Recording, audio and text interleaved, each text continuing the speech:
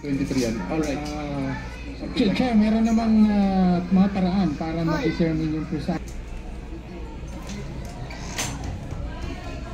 Your Honor, hindi ko po alam kung sino, basta kami po inuutusan lang po na ayusin yung mga pera.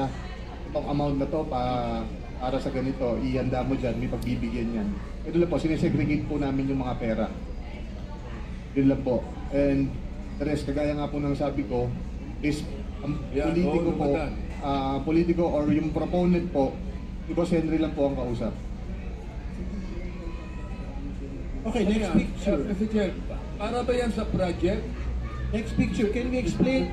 Mr. Chair, para Congressman ba yan sa Trabante. project o sa tao? Bibigay ba yan sa tao o para sa project yan? Yes, Please respond. as far as my knowledge is concerned, ibibigay po yan sa tao. Yung nga pong tinatawag na proponent, nakausap niya. For that particular picture, alam po ba natin kung sino ang pagbibigyan? To be honest, Your Honor, hindi ko po matandaan na.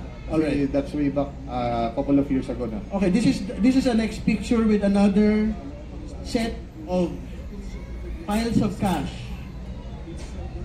Ano po yung context nitong litrato pong ito? Ito po, kung pinakita nyo yung nakita po na pinakaunang pictures na marami pong tao, this is the same exact place. So, ibig ko pong sabihin dito, sa tambayan po namin yan eh. So yan po yung, dyan po pine-prepare yung mga pera na for delivery with regard sa mga proponent na kausap ni Boss Henry Alcantara. Ano po yung ibig sabihin ng tambayan? Is this within the building of Bulacan First or is it a different area? No, private resident po siya na nilagyan po ng bilyaran na para we can hang out after office hours, ganun po. Within the vicinity of the, of our office. Ano po yung rinenta ba yan o binili o merong may-ari niyan? Yes po, meron pong, alam ko po kaibigan po ni Boss Henry Alcantara ang may-ari niyan.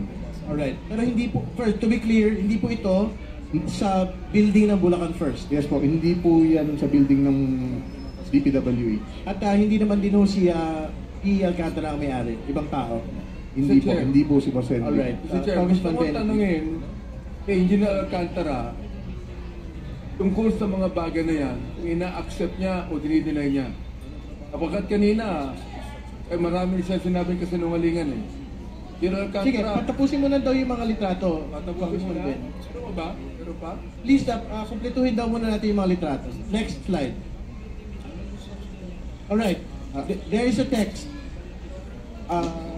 Your Honor, I think this is a Viber message. yes, that's disappearing message, Your Honor. Can you read, Engineer Bryce, the name of the person that is there, that is stated in the Viber message, and the content of the message, please? Your Honor, if may I recommend Engineer JP Mendoza to read the actual message because